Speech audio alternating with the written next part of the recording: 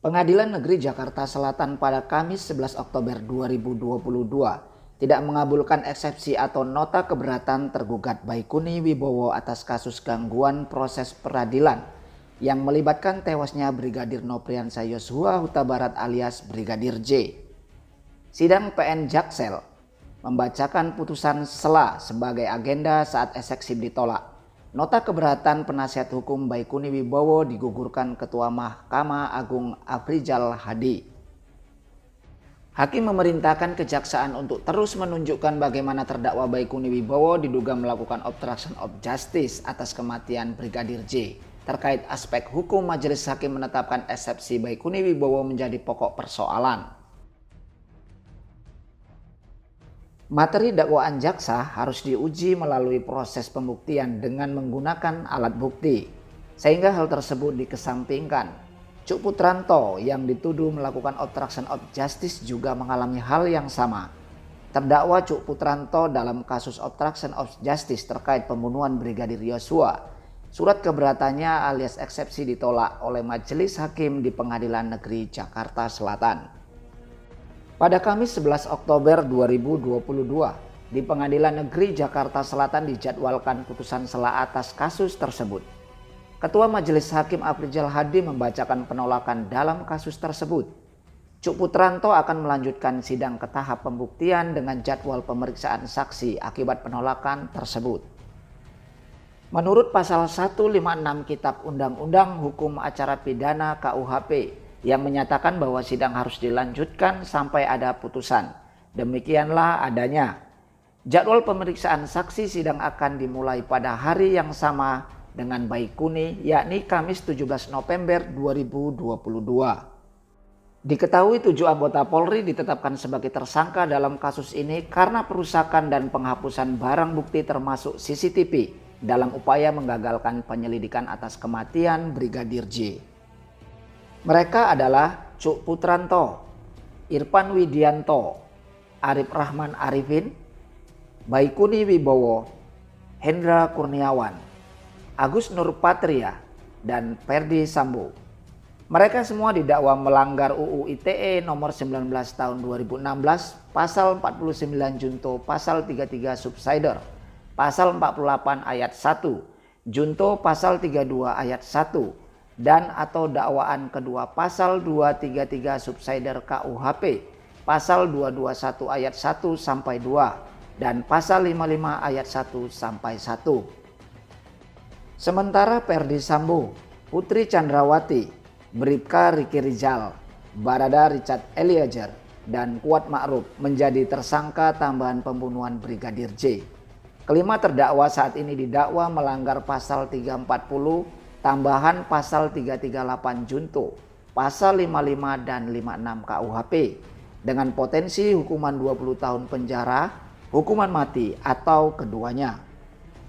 Pengadilan Negeri Jakarta Selatan membantah sanggahan atau keberatan terdakwa Cuk Putranto atas kasus obstruction of justice dalam kasus pembunuhan Brigadir Nopriansah Yosua Huta Barat alias Brigadir J pada Kamis 11 Oktober 2022. Sidang PN Jaksel membacakan putusan sela sebagai agenda saat eksepsi ditolak. Surat keberatan kuasa hukum Cuk Putranto ditolak oleh Ketua Majelis Hakim Afrizal Hadi.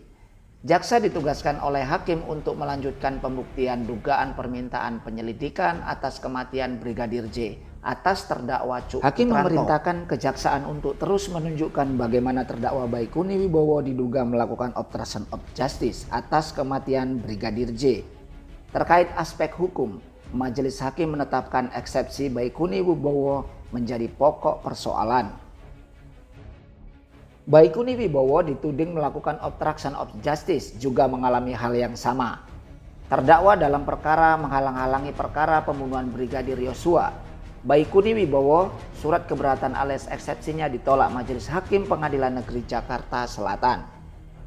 Pada Kamis 11 Oktober 2022, di Pengadilan Negeri Jakarta Selatan dijadwalkan putusan sela atas kasus tersebut. Ketua Majelis Hakim Afrizal Hadi membacakan penolakan dalam kasus tersebut. Akibat penolakan tersebut, Baikuni akan melanjutkan persidangan ke tahap pembuktian dengan tujuan memeriksa saksi-saksi. Menurut pasal 156 Kitab Undang-Undang Hukum Acara Pidana KUHP yang menyatakan bahwa sidang harus dilanjutkan sampai ada putusan. Demikianlah adanya jadwal pemeriksaan saksi. Sidang akan dimulai pada hari yang sama dengan Baikuni, yakni Kamis 17 November 2022. Menurut Divisi Propam Arianto PHL, belum ada yang berani menolak perintah Perdi Sambo. Tak seorang pun di bawah komando Perdi Sambo sebagai Kadif Propam Polri yang berani melawan atau melanggar perintahnya. Hal itu diungkapkan oleh Arianto, pekerja harian lepas PHL, Divisi Propam Polri, Kamis 11 Oktober 2022 yang melibatkan terdakwa Hendra Kurniawan dan Agus Nurpatria. Kuasa hukum terdakwa Agus Nurpatria kemudian menanyakan kepada saksi Arianto, apakah selama menjadi bawahan atau anak buah Perdi Sambo, ada anak buah yang berani melawan atau tidak melaksanakan perintah Perdi Sambo?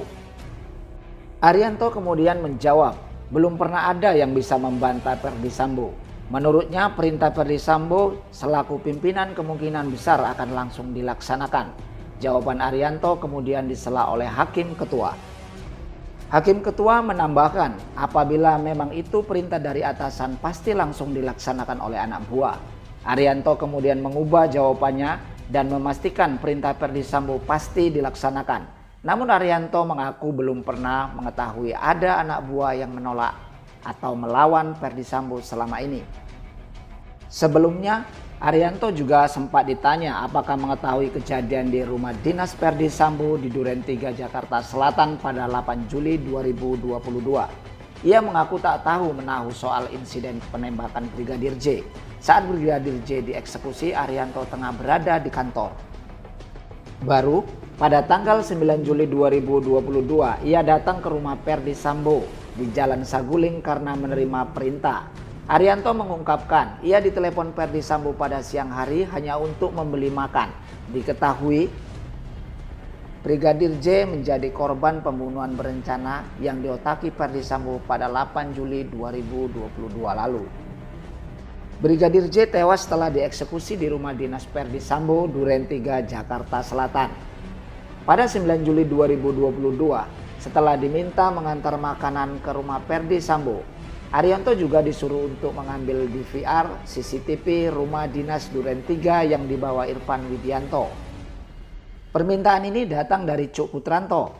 Lebih lanjut, Arianto langsung menghubungi Irfan Widianto setelah mendapat perintah dari Cuk Putranto. Ia kemudian diminta oleh Irfan Widianto untuk mengambil DVR CCTV di pos kompleks Polri Duren 3. Saat ditanya Jaksa Penuntut Umum atau JPU, Arianto mengaku tidak sempat bertanya pada Cuk Putranto soal DVR CCTV. Ia juga tak mengetahui isi DVR CCTV yang menunjukkan adanya pembunuhan di rumah dinas Duren 3.